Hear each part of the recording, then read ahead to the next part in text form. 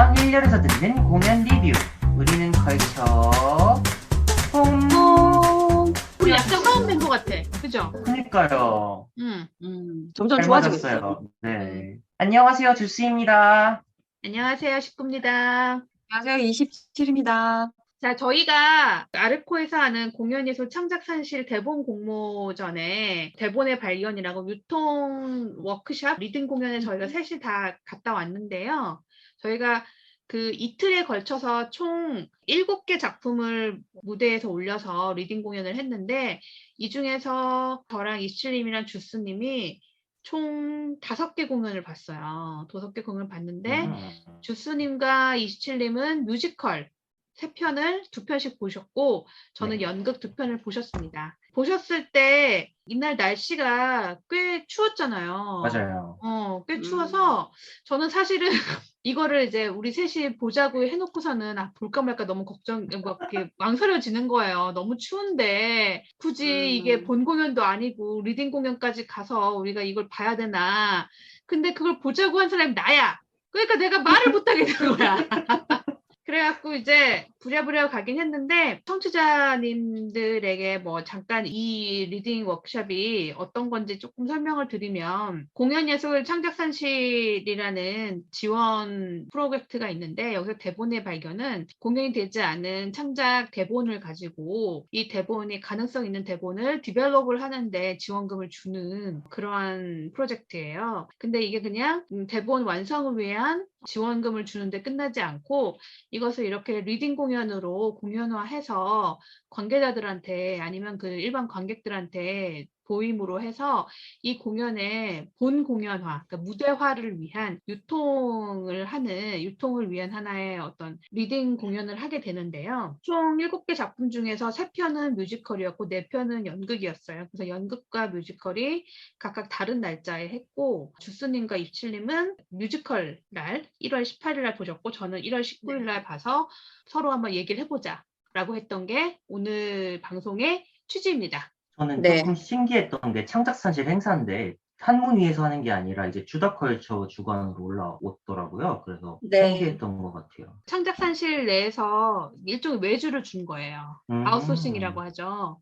리딩 공연을 창작산실 내 그가 한문이 아르코에 묻은 직원들이 이걸 진행을 하는 게 아니라 이게 우리 회사의 또 미래가 될 수 있습니다. 이런 아웃소싱을 받아서 이제 진행을 하고 왜냐하면 이런 거는 조금 더 전문적인 제작 그 노하우가 필요한 공공연이 아니어도 제작 노하우가 필요한 부분이 있거든요. 뭐 무대 셋업이라든가 뭐 배우들 섭외 부분이라든가 뭐 이것저것 스케줄링이라든가 제작 프로듀싱이 필요한 작업들은 아르코에서 직접 하지 않고 이렇게 외주로 아웃소싱을 주는 경우가 있죠. 근데 뭐 제가 봤을 때는 뭐 그렇다고 해서 이게 뭐 엄청나게 큰 테크닉이 필요한 프로듀싱의 테크닉이 필요한 게 아닌 것처럼 보이지만 의외로 이런 행사를 진행을 하게 되면 무대 많아요, 전이라든가 일들이 잡일이 어마어마하게 많습니다. 이거 맞아요. 하나하나 문제 없이 만들어가는 것도 사실은 꽤 큰일이다. 그리고 이게 아르코에서 일하시는 직원분들이 업무량이 사실 엄청 많거든요. 그 업무량이 다 그것도 지원금 체계를 만드는 것부터 시작해서 지원금 실행까지 다 심사까지 끝내고 보고서 쓰고 이런 거가 진짜 거기서도 너무 업무량이 많다고 늘 힘들어 하세요. 그런데 이런 것까지 진행할 여력이 없으시기 때문에 외주를 주는 게 맞죠. 저는 뮤지컬 에밀하고 사물의 마음인가 이 2개를 봤어요. 근데 에밀은 여러분들 에밀 그러면 딱 에밀 졸라가 생각나지 네, 않으세요? 맞습니다. 네. 에밀 프레드 졸라하고 폴 세잔 그 화가 있죠. 네. 이 두 사람이 뭐 우정과 또 뭐 싸웠다가 또 화해를 하는 그 과정에서의 어떤 이야기인데 결국은 뭐 화해를 하지 못했다나 뭐 그런 것 같아요. 이게 제작처가 따로 있어서 네. 프로스랩이라는 네. 데서 했고 그다음에 이제 김소라 님이 작가셨고 작곡을 황예슬 님이 하셨어요. 그리고 연출을 너무 반가운 이대용 님이 하셨더라고요.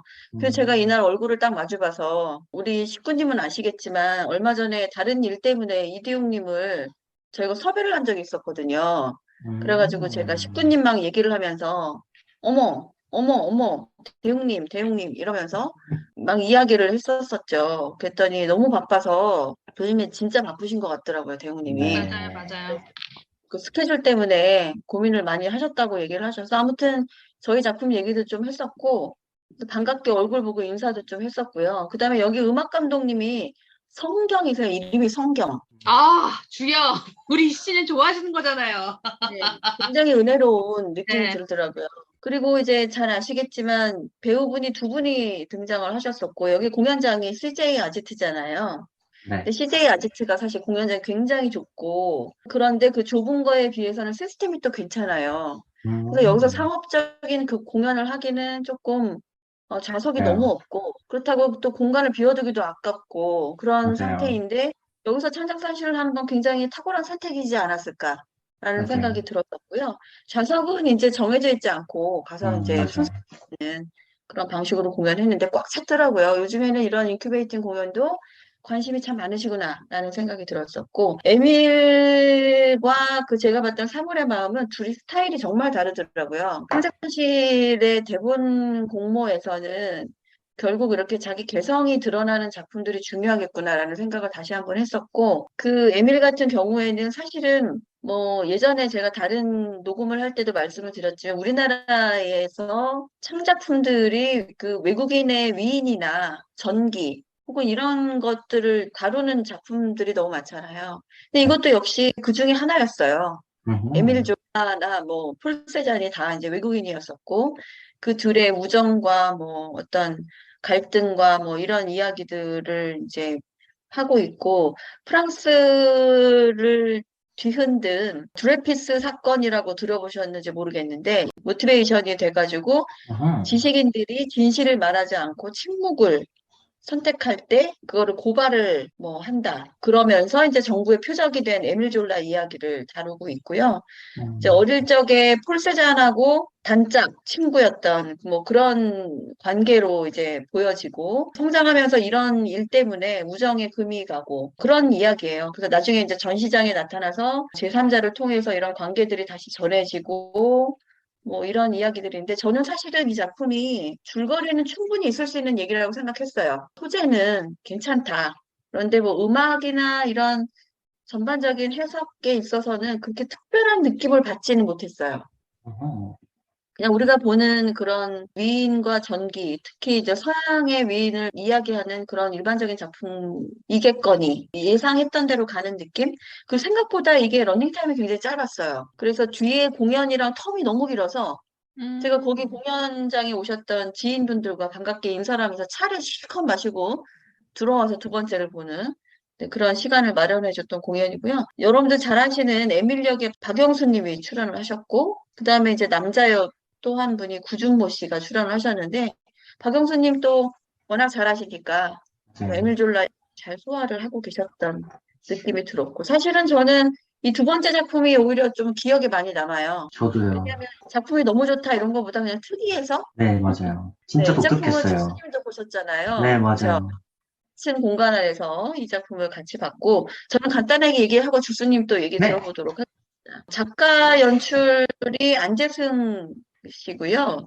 이분은 이제 우리 식구님이나 제가 잘 아시는 분이세요. 끊임없이 작업을 하고 계시고 요즘에 또 활달하게 자기 색깔을 구축하시는 분이신 것 같고 작곡은 이하은 님이 하셨었고 그 다음에 배우분들이 좀 많으세요. 여기 한 7분 정도 나오셔가지고 그냥 소재만 설명을 드리면 컴퓨터 부품이 맞아요. 역할이에요. 컴퓨터 AI, 안에 네. 세계를 의인화를 해서 부품마다 사람 이름을 붙여가지고 백업 공간에 있는 사람들은 버려진 인간들 뭐 이런 거 있잖아요. 예를 들자면 그런 식으로 예, 상상의 세계를 펼쳐가지고 버그들은 뭐 약간 좀 아픈 그런 사람들 뭐 이런 것처럼 그런 식으로 다 설정을 해서 만들었는데 이 안재승 작가가 역시 친해서 하는 얘기인데 또라이구나. 아, 이거 컴퓨터를 보고 이 모든 세계를 상상을 해서 이거 의인화를 하다니 뭐 이런 생각을 했습니다. 나머지 얘기는 우리 주스님이 좀 보충해 주시죠. 네, 사실 인공지능을 바탕으로 하는 창작 뮤지컬이 최근에 굉장히 많았거든요. 그럼에도 불구하고 신선했다라는 점이 굉장히 대단하신 거예요. 저는 사실 이런 발상을 누가 하셨을까 했더니만 끝나고 말씀 주셨는데 테스트 작가님이셨다고 하셔가지고 네, 아 맞아요. 역시 사실 알베르 카미의 그 고전을 미래로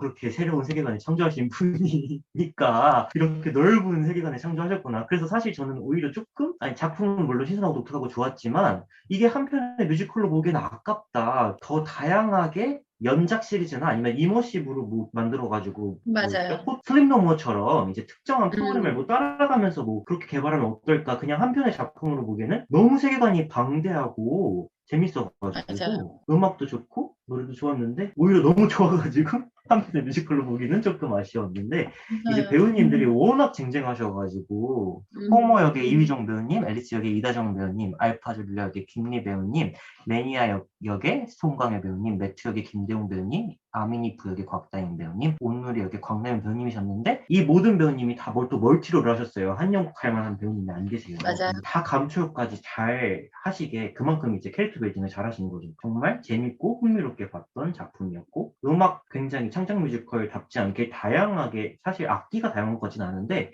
키보드에 다양한 그런 음들을 음, 사용해가지고 그 컴퓨터 같이 작곡을 하셔가지고 굉장히 신선했고 이제 개발이 잘 돼서 만나보고 싶은데 한편의 뮤지컬로 만나보기엔 조금 아까운 작품이었어요. 그래서 어떻게 개발이 될지 굉장히 궁금한 작품이었습니다. 아이고, 아주 그냥 설명을, 제가 할 말을 그냥 아주 더 잘해 주셨네요. 아니에요. 좋습니다. 다음 작품 가볼까요? 그 다음에 이제 뮤지컬의 마지막 작품은 하임이었는데요. 러시아의 소녀병들에 관한 이야기예요. 그래서 사실 하임은 클리셰 스토리이긴 해요. 그럼에도 불구하고 모든 등장인물을 여성으로 바꾸니까 재밌더라고요. 신선하고. 그래서 굉장히 이제 앞으로 창작진들이 생각을 할 때 기존의 남자 배우들만 연기하던 작품들을 성반전을 하는 것만으로도 이렇게 재밌다. 왜냐면 또 요즘 여성 서사가 워낙 핫하잖아요. 그리고 이제 여성 서사를 접한 관객들은 그렇게 남성 위주 서사 작품들에 익숙하지 않을 거란 말이에요. 그렇기 때문에 이제 굉장히 관객들이 신선하고 재밌다라는 평이 굉장히 많이 올라왔었어요. 근데 다만 아쉬운 거는 러시아군이어서 이게 지금 공연으로 올라올 수 있을까? 왜냐면 주인공들이 다 러시아군이고 적이 독일군인 거예요. 그래서 이거는 캐릭터를 주적을 또 러시아가 이런 지금 전쟁이기 때문에 독일군으로 바꾸기에는 또 독일군을 주인공으로 하면 또 문제가 되고 러시아군을 주인공으로 하기에는 또 지금 올리기에는 큰 문제가 되고 그래서 잘 만들고 재밌는데 만나볼 수가 없을 것 같아서 조금 걱정이 되는 작품이었어요.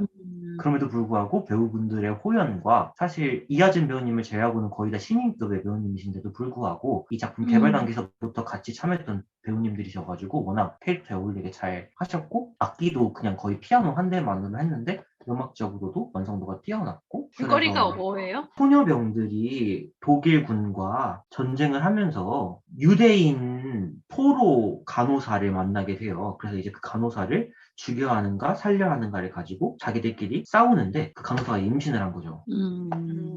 독일군을 만나서 전쟁 영화 클리셰 스토리로 가는 사실 그래서 임산부 포로 얘기까지도 사실 클리셰긴 한데 오히려 다 여성 배우들이 연기하니까 이제 보통은 로맨스가 되잖아요. 전쟁 영화에서 그렇게 여성 포로를 만나면. 근데 이제 다 여성이다 보니까 이제 여성 연대가 되는 거죠. 그러니까 굉장히 신선하고 재밌었던 작품이었습니다. 그래서 완성도는 뛰어났지만 러시아군이다 보니까 만날 수 있을지 모르겠다. 아니 뭐 전쟁은 또 언젠간 또 끝나겠죠. 빨리 끝나야 하고. 제가 봤을 때는 지금 우크라이나에 지금 러시아가 갖고 있는 미련과 집착이 아닐까.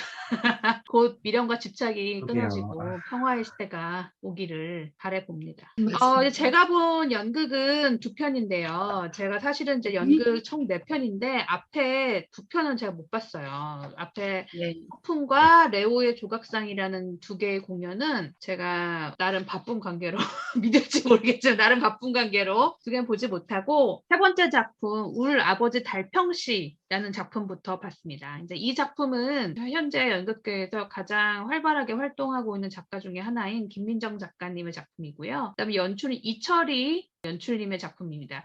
이철이 연출님은 저 개인적으로는 배우님으로 처음 만났었기 때문에 이철이 배우라는 호칭이 훨씬 익숙한데요. 이철이 연출님의 특징은 어떠냐면요. 굉장히 코미디 연기를 정말 잘하시는 분이세요. 이게 뭔가 해학과 그런 한국적인 해학이 있다고 해야 되나요? 해학과 풍자와 그 다음에 뭔가 페이소스와 이런 것들 굉장히 좋으신 분이세요. 본인이 연기를 할 때도 그런 연기를 굉장히 잘하셨고 그리고 본인이 연출을 할 때도 그런 연출을 굉장히 잘하시고, 그리고 본인이 작품을 쓰실 때도 그런 작품을 굉장히 잘 쓰세요. 맞아요.